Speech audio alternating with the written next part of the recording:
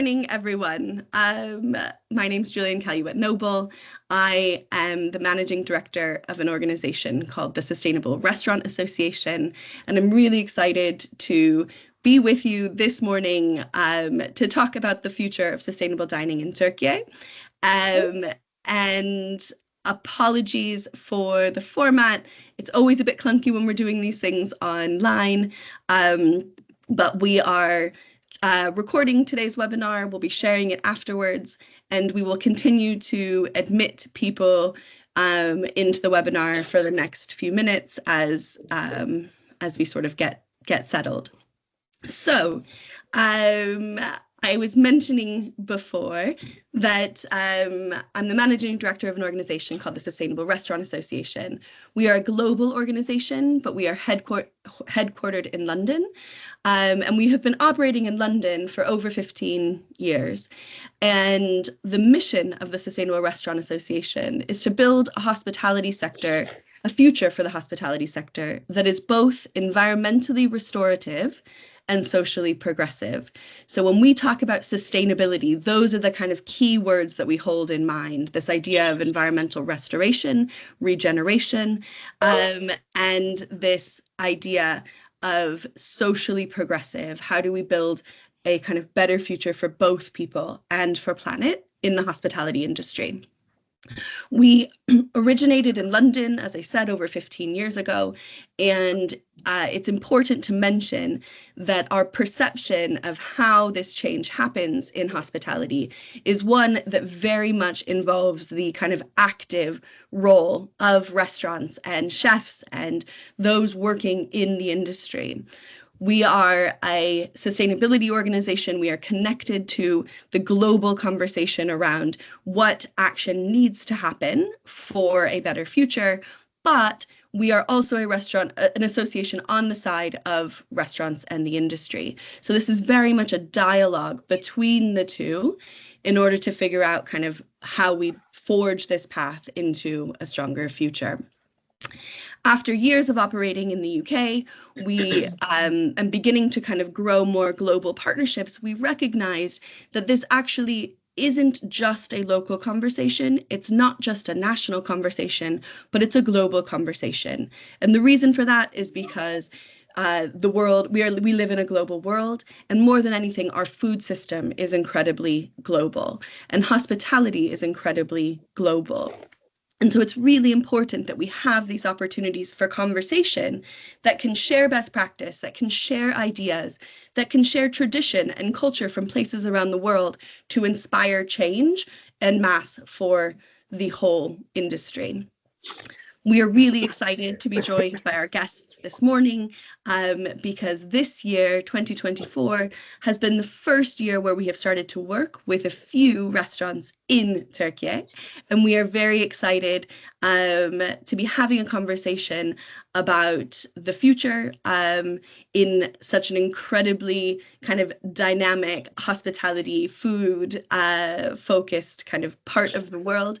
It's really exciting to be having this conversation, hearing from you guys, talking about your successes, your challenges, your points of view, and then fundamentally, what do we collectively need to do to build a community around sustainable dining in Turkey? How do we ensure that we collectively kind of take actions and what actions are needed?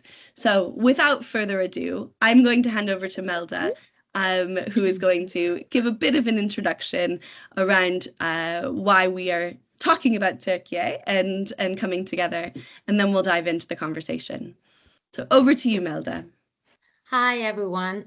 Thank you for joining us. Unfortunately, Mrs. Gamze cannot be here, but she sends her love. She's very sick. There's a flu going on. It's the flu season in Turkey. It's going to be very brief what I'm going to say, but I just wanted to focus on the 4 main drivers that are pushing Turkish restaurants to become more sustainable. I mean, the sustainable world is a buzzword. We hear it everywhere, but when it comes to restaurants, there are actually like 4 main drivers. And I think one of the most important ones is customer demand. And a lot of research is showing that customers, especially Gen Z customers, are not only demanding it, but are also willing to pay more and they're making their choices based on the sustainability approach of a brand, and they're expecting it from restaurants as well. The other one that is pushing, like that is starting to push actually restaurants to become more sustainable is the laws and legislations that are actually going to come into action, I think, like around by the end of 2025, because Turkey has been working on its own CSRD reporting. Um, and it's also having like these taxes for waste, for plastic, a lot of things. The other main driver is the financial benefits, which people usually think that it's gonna cost them more to become more sustainable. But actually, when it's done right, you get access to cheaper loans, you have access to grants, and when you do energy and water management, you're basically like saving up to, well, 15 or 20% on your bills. And the final driver, which is the most important to my heart, is actually the state of the planet, as Julianne mentioned, and especially climate change.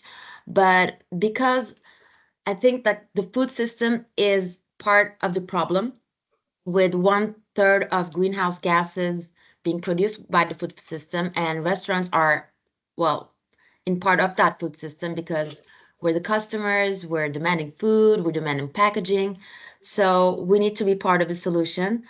And I think that I love to quote this, but Metro is always saying, can one plate save the world? Well, actually, when all restaurants come together and they increase demand and sustainability from their producers, when they increase their societal goals, I think, yes, one plate can save the world. And I'm going to, well, to ball back in your court, Julianne. That's such a perfect context, because I think these are all of the things that we're going to dive into and understand. And I'm happy to play the role of helping to add a bit of that global context around the global picture, whether that's on consumers, whether that's on legislation and finance. And of course, as you mentioned, the state of the planet. I think the other amazing thing about how you've entered us into this conversation, Melda, is that sort of image in your mind of one plate can save the world. And I think that it's important to have these conversations because it's important to remain hopeful in the state of the planet. And I think often when you're having a conversation around climate, around climate change, the future, the impact that the climate is having, it can feel like a very overwhelming conversation. And it can feel like an immovable conversation. And it can feel like one where it's unclear what role we as individual businesses can play. And I think one of the really wonderful things about hospitality is that restaurants, food is such a joyful and hopeful space. And so there's a wonderful Alice Waters quote, a chef from California, that I'll kick off with, which is that the revolution will be delicious. And that's what this is all about, to say that the revolution will be delicious. All right, I'm going to stop talking now, and instead I'm going to introduce our other panelists to the conversation. So beginning with you, Emre, I wondered if you could introduce yourself, your restaurant. I know it needs no introduction, but introduce your restaurant and maybe tell us a little bit around your point of view on sustainability and the actions you're taking at the restaurant. Hello, everyone. This is Emre Šen from Casa Lavanda. We have a small boutique hotel outside of Istanbul. We are so lucky to be in the village. This was our house before it was a hotel. So we are in the village since 35 years. Wow. And growing up there, we learned to live in the nature, love the nature, respect it, and protect it as well. So talking about sustainability at Casa Lavanda, it's not a business strategy for us. So it's a way of life. It's always been like that. And how can I say? It affects every decision we make, starting from the construction, going to the sourcing, the composting of our waste, producing our own vegetables, herbs, and everything, and also how we manage the whole hotel and the restaurant. So Brilliant. That's a yeah, great introduction. I'm gonna invite Makşut as well to introduce yourself. Again, a restaurant that needs no introduction, but tell us a little bit about you, the business, and kind of your point of view when it comes to this discussion. Sure. Hello, everyone. My name is Makşut. I'm the chef and partner of Neolokal restaurant right in the heart of the city. I literally highlight that right in the heart of the city. We are located on the very busy streets of Istanbul business district since Byzantine times and Ottoman times. Located in a museum which used to be an Ottoman bank. So our tackles are trying to deal with this historical building and trying to switch things into what we want to see. For us, sustainability is starting with a question: what do you want to sustain? Yeah. Nice. So what's your point? Our point is especially we are trying to sustain our traditions so that it can be welcomed in the future. That's why we focus on mainly trying to become an institution for young generation business, for young generation F&B guys that are in the industry, so that they can take the flag to the future. So it starts with the awareness of what's missing and what we need to keep alive, because our biggest challenge in keeping the traditions alive is people losing the essence of those traditions. And we believe if you don't survive your traditions, there will be no future for you and us. Around this aspect, we focus on how we can continue sustaining all these traditions with all the farmers, producers, all the heirloom seeds, all the tastes that we remember from our childhood, and surviving it. Other than that, as I believe personally, we don't discuss about food waste or recycling or electric or whatever, because this is something that every restaurant in the world should be aware of and be focusing on. So we mainly mention our social responsibility and social sustainability part on it. But other than that, of course, we do some works about and around it. Why we are here, why I'm here, why Neolokal is here with SRI is to get to understand what is the philosophy behind and how we can achieve more and how we can become a better restaurant, to be a role model for the other restaurants and to young generation chefs who will lead the industry in the future. So that's about it. I think that's a brilliant introduction. I think a really great framing for sort of everyone and for the rest of this conversation, really, on this framing of what is it that you do want to sustain. And I think your point around rooting in tradition and attaching both that social sustainability side with the sourcing, the farming, the food, is incredibly important, because that connection between tradition, between our food, between the next generation is a really important one that we draw throughout this conversation. Melda, I appreciate that I don't think you introduced yourself in a business context, and perhaps you could share your role, the work that you're doing. Of course. Great. Of course. So I'm Melda. I'm working for BTA Food Services. We're operating restaurants in airports, which is quite challenging because it's a big environment, and we depend on the airport authority in some of the stops that we want to improve.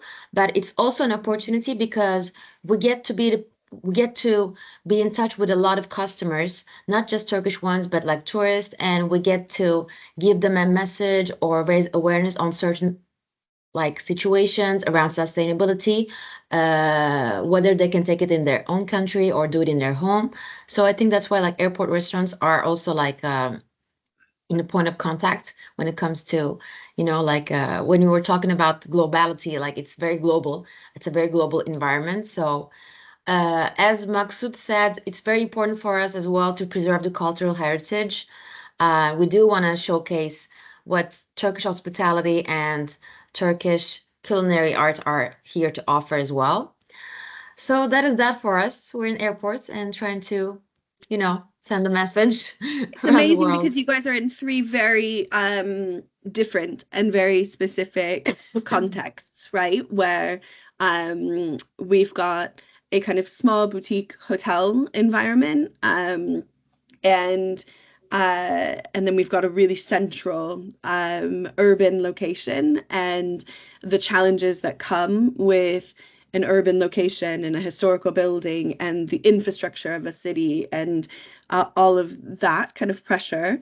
And then we've got an airport which has its own kind of infrastructure, Ecosystem, frameworks, ecosystem, things that you kind of can't control. So I guess let's start with thinking about the things that are in your control and the things, the sort of successes and practicalities. I find that when people come for discussions like this, it's always good to leave them with something, an idea that they can take on maybe and implement in their place of business. So we'll begin by talking a little bit about some successes and things that you guys have done in your respective locations. Just before, I want to mention that there is a Q&A function on the top of your screen. Please feel free to submit questions. We'll be checking them throughout to add them to the conversation. If there is a particular panelist that you would like to address in your question, please just note it in your question, and we'll make sure that we read them out as we go. So let's talk a little bit about that practicality. We have talked about different aspects of sustainability. We have talked about social impact. We have talked about some of the environmental impact, and we've talked a little bit about sourcing. And these three things are the three kind of pillars of what we call the Food Made Good framework. But this idea of the three pillars of what makes a strong, sustainable restaurant.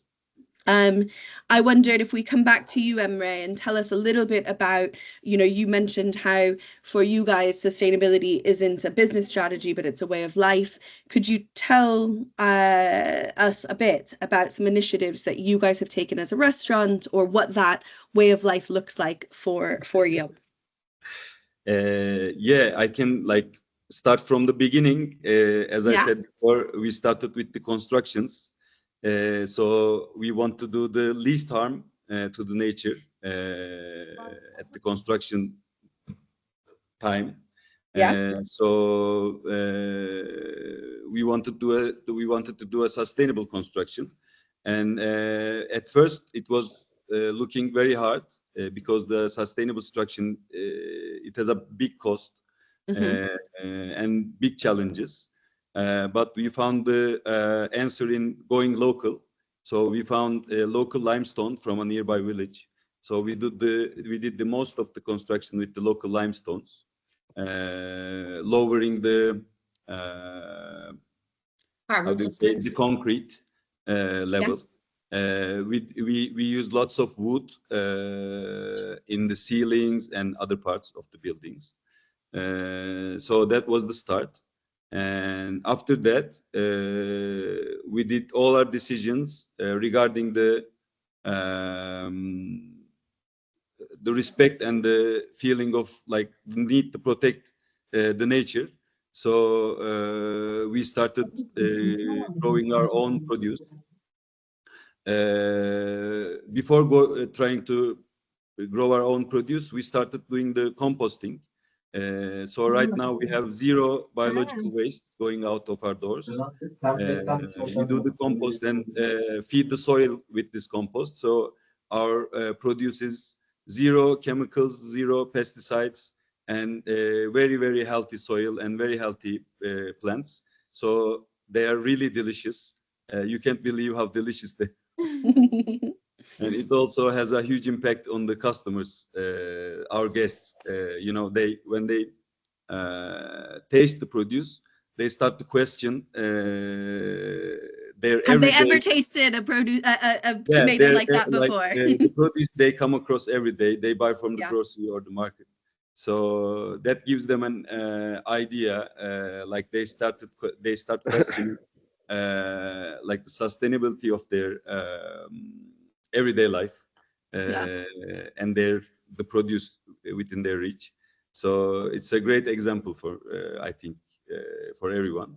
And also we like try to recycle in every possible way, the glass, the burnt oils, the papers go into the compost, so we don't have any paper waste as well. So plastics, it's not like in Turkey, we don't have a great recycling process for every different material. But the plastics we try to do, like if we have a basket, we try to give it back to the supplier. So like have a reusing of the plastic stuff. We try to reduce. I mean, sorry to cut you off for a second, but I think this is such an important point, because I think this is something that comes up a lot around sustainability in restaurants. Globally, I would say the number one frustration that I get from restaurant businesses is about the infrastructure that they have access to in terms of waste management. So people get mad and say, well, we can't recycle, we can't do this with these products because we can't separate our waste because there's no infrastructure. I'm here to tell you that even in countries where there is infrastructure, it is being done poorly. It is mostly been exposed, right, that plastic recycling is being done poorly all over the world. It's not a kind of long-term solution. As of last week, the state of California is suing Coca-Cola and Nestle for false advertising around plastic recycling, one of the what's likely to be a large kind of global lawsuit. So I think it's important to get this point across, that there's a shift in our mindsets around, rather than just recycling, the act of separating our waste is an important one, because it helps us recognize how much waste we actually do use, so that we can shift to these more circular ways of operating. And I think you're kind of, you guys are really fortunate in a somewhat closed loop system at Casa Lavanda. You have space to compost, you can create these closed loops, but then thinking about things like, how can you give packaging back to your suppliers? How can you think about that top of what is called the waste hierarchy, that reuse side, rather than just, doing nothing because it's frustrating that the infrastructure doesn't exist for recycling? Yeah, actually, we put more effort in other than putting into the waste. We give it back to the supplier, and it's an additional work for us. But yeah, we have to do that, because there's no recycling of plastics in Turkey, and it's not active, and we cannot reach that. So it's the least thing we can do, and we are willing to do it. Yeah.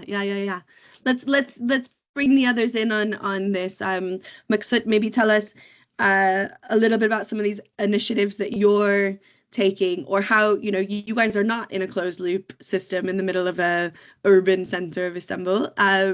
You are not necessarily able to have space for composting on your site. How do you manage this in your restaurant? What does that look like for you guys? Oh, well, actually, you're wrong. Oh, tell me. We do have 2 compost machines. Okay. And time to time, we send our composts to Emre so that he can use in the garden. So then you've got your nice closed loop. Yeah. And well, we're silent on that, actually. We are open since 10 years, and since the beginning, we are working with a garden on the North Shore. It's 25 kilometers. Unfortunately, we create a carbon footprint because we use car to arrive there, but it gives us the chance to observe and see what the soil gives us back. So in order for us to sustain this transaction between the soil and us, we need to get to understand that. And since we are open, there is a art market of slow food very close to Emre's hotel in Chile. They are active on Friday and Sundays. But other than that, we work closely with all these 55 farmers that do good, fair, and just farming. And on the other hand, because we are trying to sustain our traditions and our recipes and the philosophy behind it, we not only work around Istanbul suburbs, but also we work with the producers all around Turkey. But it brings, of course, many difficulties on the other hand, uh, because for us, firstly, we need to sustain them. We need them to continue producing these heirloom products. So this supply chain Yeah. between the producer and the end user Yeah. is so challenging and crazy all around the world. Unfortunately, if you sell one thing for €1 as a producer, then the end user gets it for €15. What happens to this €14? Yeah. But in that sense, we just work directly with them Yeah. and let them earn more so Yeah. that they are happy and continue with those heirloom and very few revenue produce so that we can have this transaction between each other, the soil, them, and us. But of course, that creates a huge transportation carbon footprint, of course. But this is something that we feel obliged to focus on because we want them to continue. So Yeah. in this And case, we want to just really quickly, sorry again to jump in, but we want to acknowledge that the I think so much of the conversation around carbon footprint and food has focused on transport for the sort of last 10 years. But what we know about carbon footprint in the food system is that the vast majority of the emissions of carbon in the food system are on farm. And so the vast majority of the cause of those carbon emissions are from things like fertilizers and chemical fertilizers, nitrogen fertilizers, and other things that are activity that's happening on farm. So while yes, there is an added transportation where you're needing to get, and it would be great in the future, we look towards, electrifying those transport links in the supply chain. That we started impact, that the last year. amazing, Yeah, we amazing. So started that, then, but it's not an easy thing for you to do everything at once yes, because of course. you are not a great company, a great entity that you can easily invest in such. But this is our long-term plans. That's why Yeah, we try to find the right ways to put ourselves and our directions towards that. yeah, And that will be a good example for everyone, yeah. hopefully. We are learning a lot and we are trying to understand the system and how we can focus on those kind of things. Uh, Cool. First of all, I agree with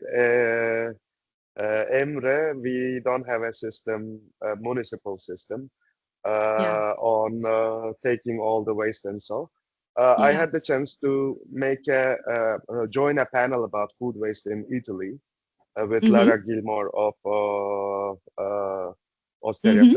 Francescana. And Mm-hmm. before that, I made a research on what Mm-hmm. food waste we are creating. And I collected 2 weeks food wastes Yeah. and counted them, weighed them, measured them, separated them, and somehow I saw that the food waste I create in the restaurant, when I turn it into a compost, I can only heal 100 square meters of my garden in a year. Okay. So that's not that much. So No. instead of making a compost, how about not finding ways to not create food waste? So this is our main focus. then actually we focus on how we can create less food waste or no. Yeah. Then we find strategies, changing our menu system, reservation system, booking system, and cost operating system within the menu. Then we found that actually all the food waste we create will not maybe heal too much, but it will be less, almost none, hopefully, one day, I don't know.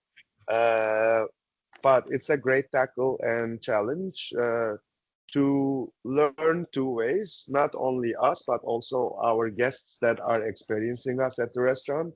So somehow we need to find ways to educate them while we are educating ourselves about this subject. Brilliant. I'm going to come back to that point because I think that's really important to talk about that link with customers and education and all of that. And I also think just before we switch to Melda, who then is working in a much bigger scale and in a much bigger organization, I think you brought up in that kind of question of scale and as a small restaurant, and I think it's really important to recognize like we can't do everything all the time as one small organization, and it's this kind of iterative change, right? That we can't let the idea that just because we can't do everything at once doesn't mean we can't take steps forward, and so taking the steps that you can and tackling the thing that is achievable. And I think sometimes in larger organizations, we end up becoming what I sometimes refer to as death by data. A lot of sustainability exercises become about just understanding getting metrics about everything and understanding metrics. Metrics are really important, but they're only so important in so much as you act on them. And so your point there, Makşut, about an idea that you take 2 weeks, you understand what is the waste that you are creating. This informs you about your practice. It informs you about where this waste is coming from, what it actually is, what it totals, and it makes you realize that actually there are some changes that we can make and think through our processes. So I think it's really important to acknowledge that yes, data collection, metrics, these things can be really important, but only in so much as they are informing decisions that you make to change the way that you act and go into the future. And I think that sort of 2 weeks of a waste audit is something that we talk a lot about with restaurants, because it's time consuming, but it's you don't need fancy AI kit that's going to look in your bin. You don't need resources. You kind of can do it with a pencil and a paper and 2 weeks of checking your bins. By the way, I just scales. want to Yeah. I just want to rephrase that. That was 5 years ago. Okay. Now, what we are doing on food waste is we work with an initiative called Fazla Gıda. So we have this special scale that every chef in the kitchen, every cook in the kitchen, scales every waste, every offcuts and wastes of each products that we work on in the kitchen, so that we have a guideline and we can see where we are missing, so that we can just work on it too. Brilliant. So you can go deeper and deeper and deeper in that. Of course. And that's, brilliant. Thank you so much. And I think a perfect entry to then another very different style of business. Melda, talk about kind of the initiatives and the things that you're grappling with at a very different end of the scale. Of course. Well, I just took notes, so I'm going to start with the carbon footprint that Makşut mentioned. We actually think that sometimes it's worth the transportation emission, and I think one of the solutions that we can all use as a restaurant is to kind of invest in carbon offsetting, which, like, if you want to report and if you want to have the accreditation, you need to do it with buying carbon credits from renewable energy sources. But otherwise, there are also associations who are doing like forestation work, like Tema, Ege Orman Vakfı, or eco drone, which is basically like doing forestation via drones. And if you kind of like roughly calculate your emissions, they basically plant trees to remove that carbon from the air, which is very good, I think. The other subject I wanted to mention regarding plastic is that, as all of like Makşut and Emre mentioned, like it's very hard to recycle it.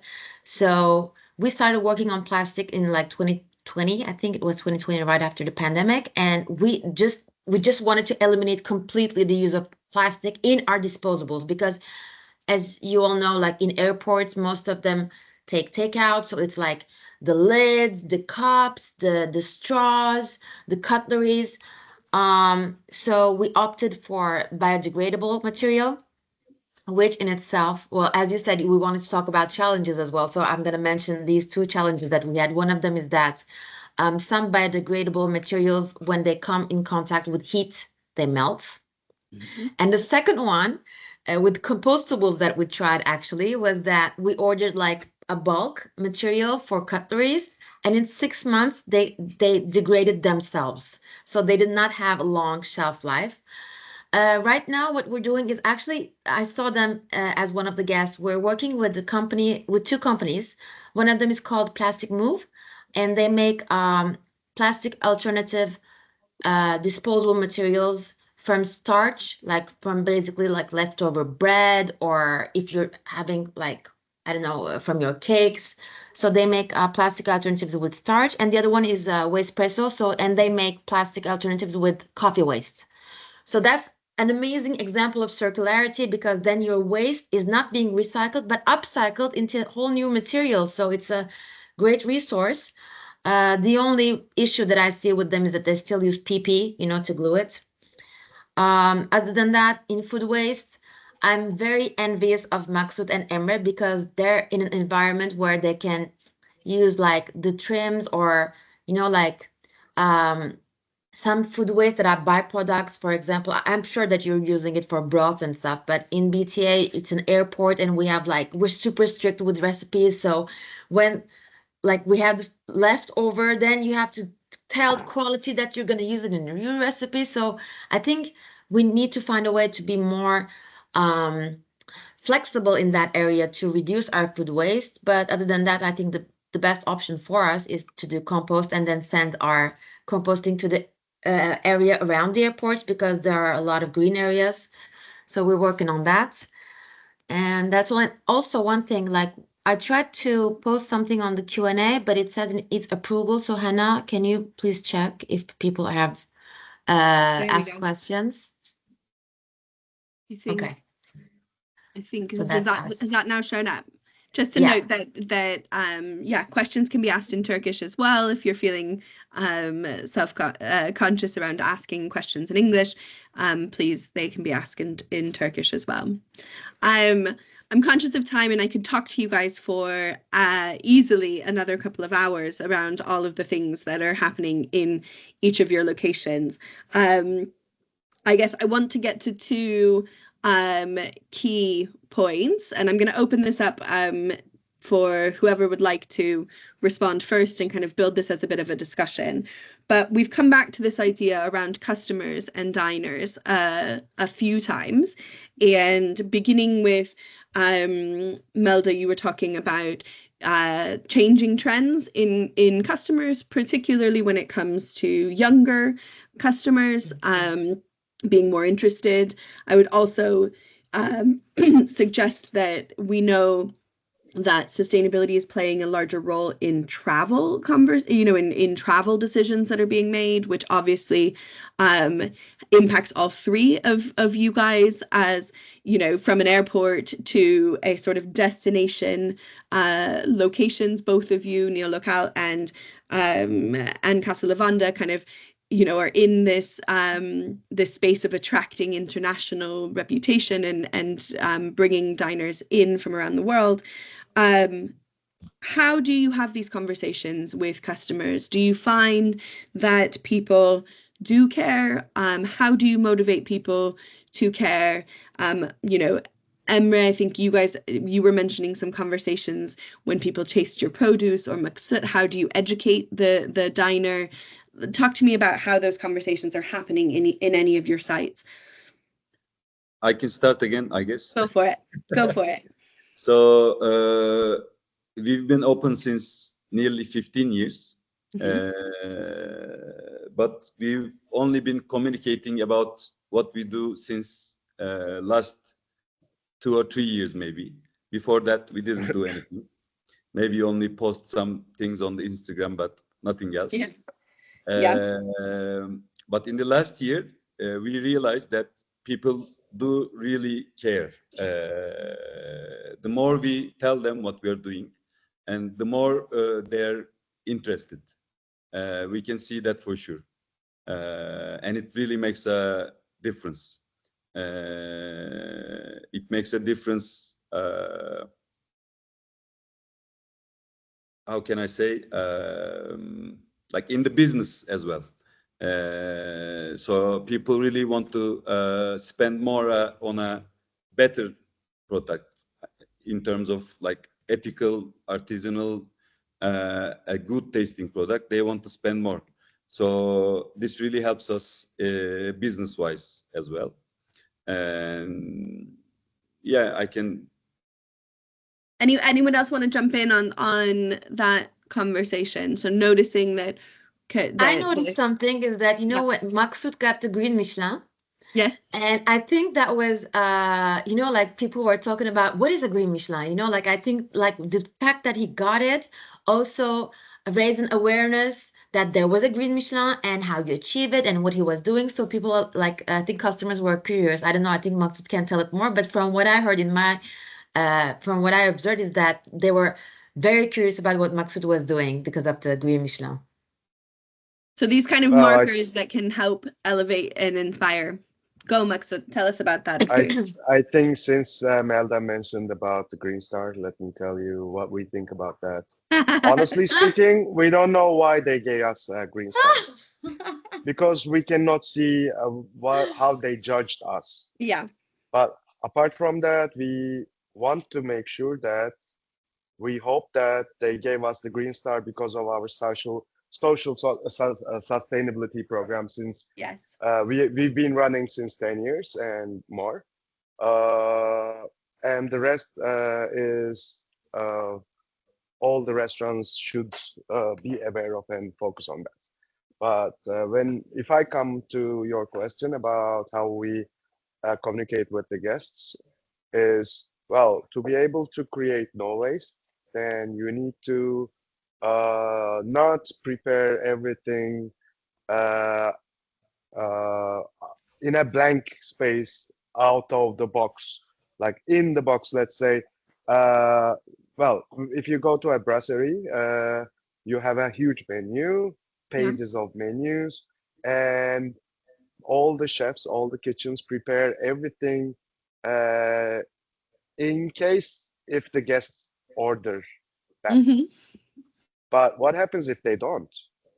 That's the question.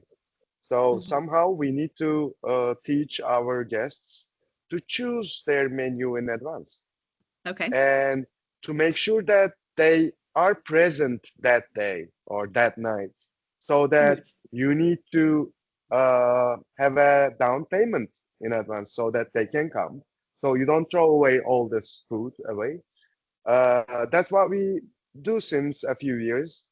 And yes, we have our tasting menus and we ask the guests to choose in advance and let us know if they have any restrictions. And accordingly, we create a menu for that. But that was a great tackle because if you create a menu for a restriction, then you create more waste. And it's not cost effective. So that's why we created a tasting menu apart from the other two that is allergy free. Okay. Which has no nuts, no gluten, and no lactose. Yeah. So that all these allergies mainly before in advance we know that they will order that menu so that we prepare everything according to the numbers of the guests that are coming and choosing the menus. This helped us a lot, and we saw that there is a great number of waste that went down just because that we had the chance to communicate with the guests, to mention them the importance of choosing in advance so that we prepare everything accordingly. So that's one of There's the this examples need that for we that push and pull, isn't there? That dialogue with exactly. consumers so that they, and what you're talking about, this sort of business model innovation that needs to happen in a way in restaurants, because Mm. moving away from this idea of abundance Yeah, and choice being the ultimate kind of plan, but instead towards recognizing that it's a resource that we're preparing, and when people don't show up for mhm, dinner, that affects the waste that comes out of exactly. restaurants when people don't. So I think really, really good And point. one more thing, Yes. as an example, yesterday I was just walking around and taking my Italian chef friend for the right food points. I was walking towards a doner shop, and I saw people eating their doners, but on the side there was a huge pile of green salad. Mhm. Well, doner and green salad, it doesn't match. On the other hand, to be different, this company offers a free green salad, but most of those salads will go to waste. Then, yeah, Actually, they will throw it away. Why? Why yeah, should we do that? But other than that, because we actually uh, gave all the rights to the guests to choose whatever they like and to choose from a huge pile of encyclopedia of menus. So they think it's their right to not do it, not do yeah, it. But yeah. somehow we restaurants need to change this mentality, philosophy. So we need to find ways to communicate in a right manner with our guests. That's how I see how we believe. I think that's really powerful, and I think in some ways that highlights the sort of unintended consequences, right? You might think like we're adding some salad for health and but nobody eats it, and so you end up with these sort of unintended consequences. And I think your message, I've just returned from Climate Week in New York City, and one of the points that the person that runs the Center for Behavior and Climate mentioned that the most powerful messaging around changing behavior for climate is language of rights and freedom. So when you just mentioned there around how customers, we have now, a century of it is your right to be able to waste food and to have abundance, and we need to be able to shift the messaging to say it is your right to do the right thing for the planet. It's your right to be able to like dine in a restaurant that is taking care of social responsibility for you, et cetera, et cetera. So there's something in that where we need to sort of shift this customer perception about their rights to being really empowered, because it's very empowering to be in a business like yours or like Emre's, and where you guys have thought some of these things through for them. Mhm. I'm conscious of time. I know there's a really great question in the questions that links to, I think, some of the things you guys have all been mentioning. We We've been don't talking see about. it, by the way, I think. I mean, I don't Oh, see I it. think I'm going to read them out instead of Oh, okay. publishing all of them. Um, so because we're not going to type the responses, we're going to talk about them. Um, there's a question here about employee engagement. So we've just talked about customer engagement. And I wondered about sustainability and employee engagement. Do you find that helps with recruitment? Does it help in those conversations around retaining your staff? Keeping and retaining recruitment, staffing is one of the biggest kind of cost centers for restaurants and challenges. Makşut, you've talked about training the next generation. How do your employees feel about these initiatives? Well, on our end, we have almost no turnover of team members. Actually, we call them family members. Yeah. So even if they leave Neolokal, we still are in contact with them, and we see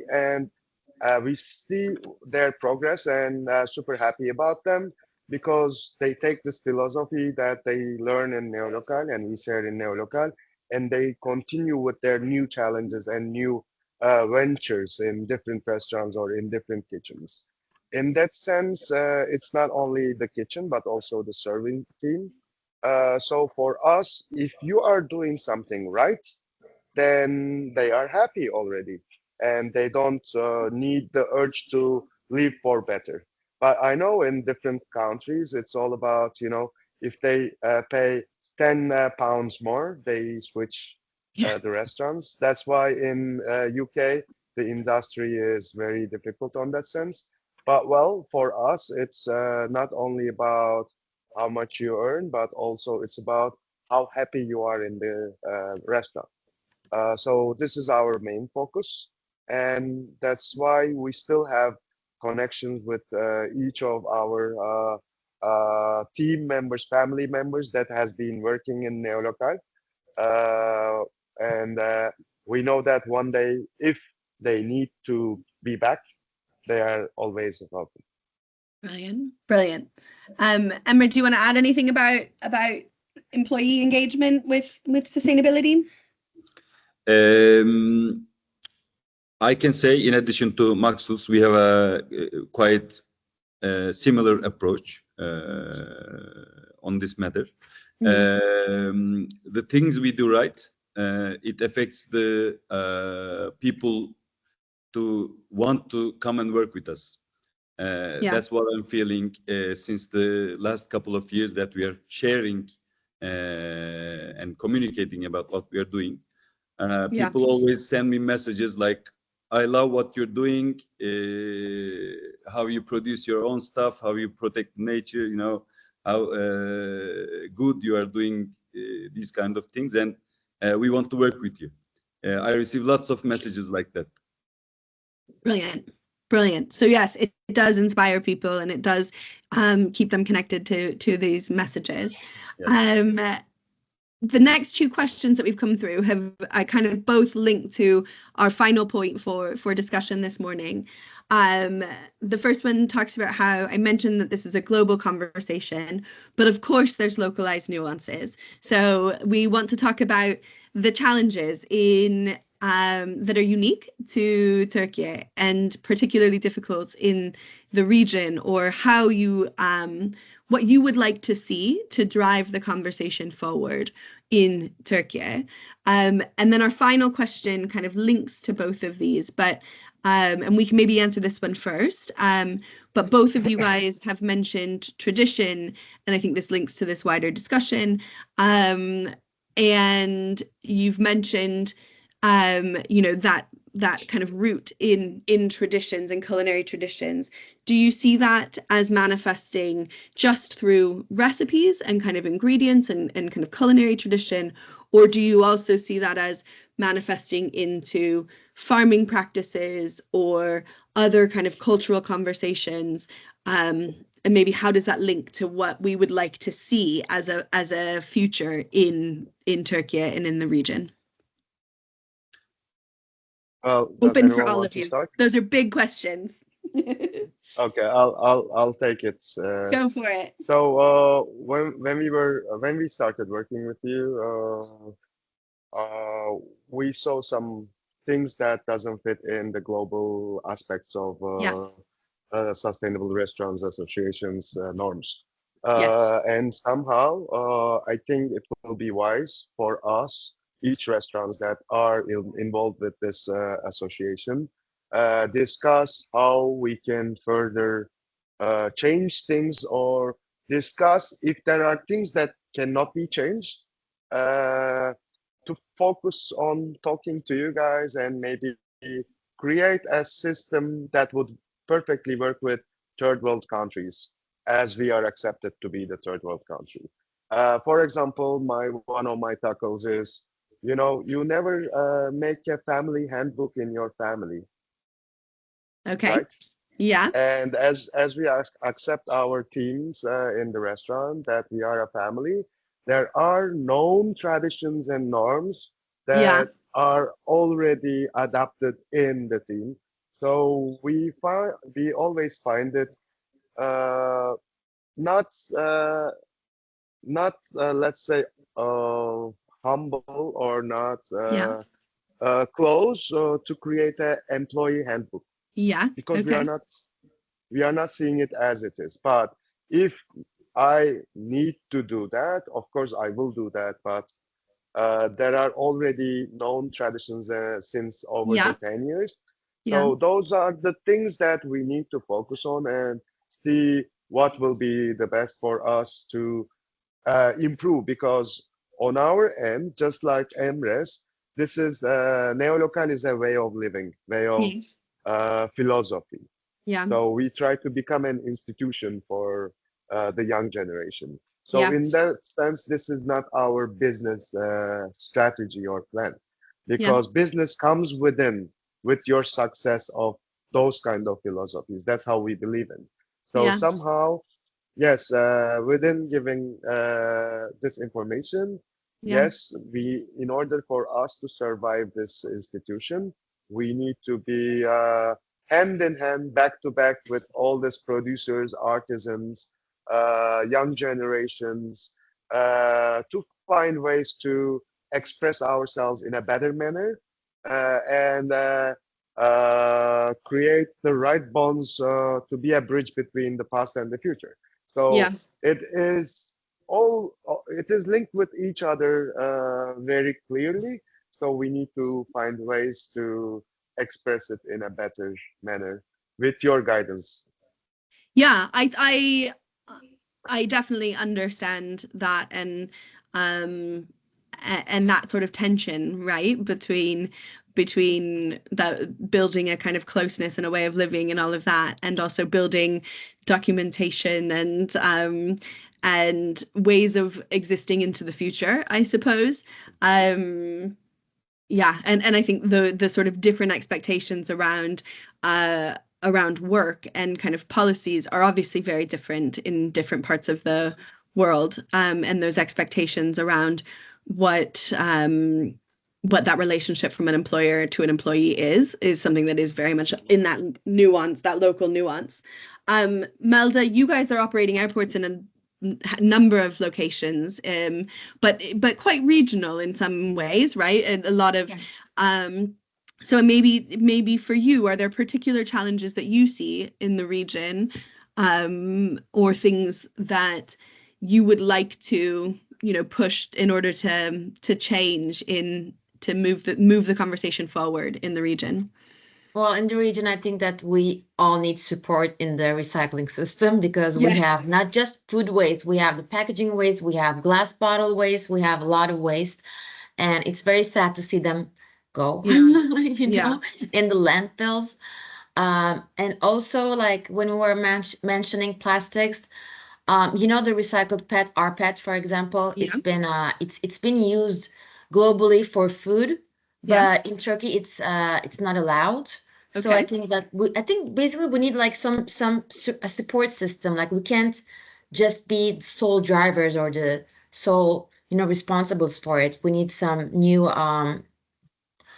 well, as I said, support system Legislation, basically. Yeah, support, legislations, infrastructure. laws, and like, yeah, authorities. And because there are a lot of people who are willing to do the work, um, but they just can't do it by themselves. They need Yeah. like, yeah. I think this comes up a lot. We had this conversation in Singapore a couple of weeks ago, and I think this sense that though business can be a catalyst and businesses can be leaders, you also want infrastructure and Yeah. government and laws, because you want to be able to bring up the bottom, and you also want to drive down the costs. So there's always a cost that comes with being a leader and an innovator, and or a time commitment. So the amount of the kind of unaccounted for cost of things like, Emre, you talking about returning your supplier packaging. Whereas if it became kind of an accepted norm that that suppliers had to use reusable packaging, then that wouldn't just be an added burden on you. It would be a norm accepted where your supplier would unload their box, they would take it back, and one can hope for a better future. I was going to say that the sustainable practices, they need to become norms rather than exceptions. Yes. Now we are like in the exceptional Yes. part of the matter. Yes. Yes, our government has started some actions Yes. giving sustainability belge ne demek? Yes. Document? Documents like Legislation. Sustainability certificates to the Yes. hospitality professionals like the hotels and the restaurants. Yes. But to me, it seems really superficial and artificial. You just like fill in a form with like a few questions. They don't come and see what you're doing. They don't ask any questions. They just give you a certificate just to give it, it doesn't mean anything. So if people are going to do really, if they're going to really take actions and do good practices, it's going to matter. And I think that's a perfect place for us to end. We've already gone a little bit over this morning, but I think this is clearly the start of a conversation and not the end of one. We really appreciate your time. And I think what we, your point just there at the end is what we're aiming to do with Food Made Good around the world, is create how do we create these conversations and this dialogue? What are these questions that you ask of a business? And it's an open question about how do we scale that in a way, because what we want to do is create, a conversation where a diner can understand good practice in a restaurant, whether they're in London or whether they're in Istanbul or whether they're in Singapore, and they can see that there is a through line of good practice, even if those practices are nuanced and localized and all of these things. How can you kind of build that through line so that we galvanize this conversation and move it forward? We are really excited to be starting this conversation with you guys as leaders. We have a lot of interest in conversation and continuing to invest in the region and in growing the conversation. And we appreciate everybody that has joined the call this morning as a start for that conversation. We are available. Please, if you have more questions that you didn't get to ask today, send us an email at hello@thesra.org. You can follow us on Instagram at Food Made Good. You can check us out on LinkedIn. You can see some of the, we've done an amazing video with Emre and Casa Lavanda. Continue to be in conversations with and hope to share more stories about the work that's happening at Neolokal and in BTA as you guys progress. So thank you so much, guys, for your time this morning, and let's keep the conversation going. Yes, we will. Thank you very much. Thank you so much. Bye, it was everybody. a pleasure being here. Bye-bye.